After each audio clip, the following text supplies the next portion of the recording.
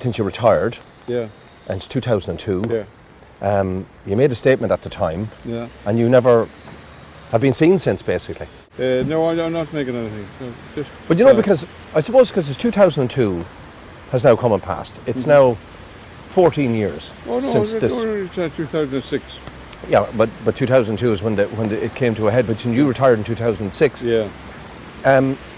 You know, there's been a huge amount of anger about Ferns. Now I know everybody understands your personal situation and all of that. You disappeared from view, and you have never really spoken about it since. And there's a lot of people have suffered. I read the Ferns report again. Yeah. And it makes for pretty shocking reading. Yeah, yeah. I feel exactly the same as I felt the day I resigned. And how was deeply that? sorry for everything that happened. Well, what about the victims? Like, I spoke to one victim recently who's still distraught and said, Brendan Comiskey has never said anything about this. Never really salved his quest for some kind of peace about it.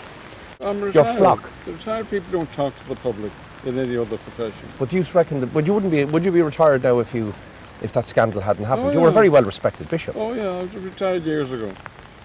I'm 79 now. You're looking well on it, by the way. Yeah. I don't think a retired bishop,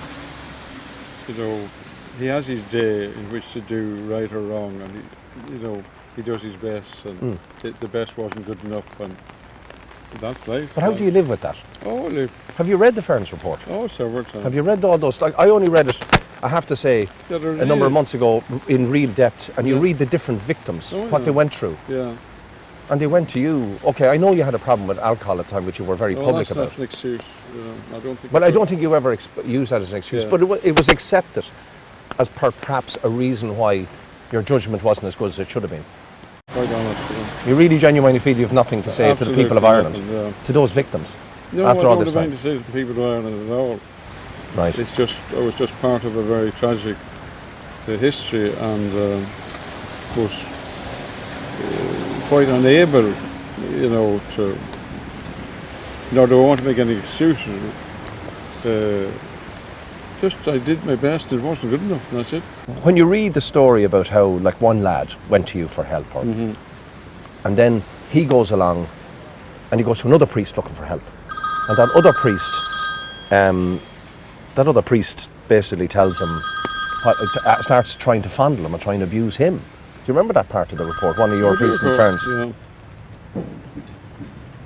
That was extraordinary, wasn't it? Extraordinary. Why do you think there was so much child abuse in the church? Like, you weren't guilty of it, we know that. I don't know really. Whether the several surveys have proved that it was no more in the church than it was in the general population, which means that the extraordinary amount is still to be revealed in the general. Abused people become abusers. It's a cyclical thing, isn't it? Not really. Why? I just was watching a program last night. That's a false. That's not proven at all. In fact, that is not true. Actually, I was watching Dr. Phil last night, and that statement was brought up. He says that's quite false and very misleading that abusers become.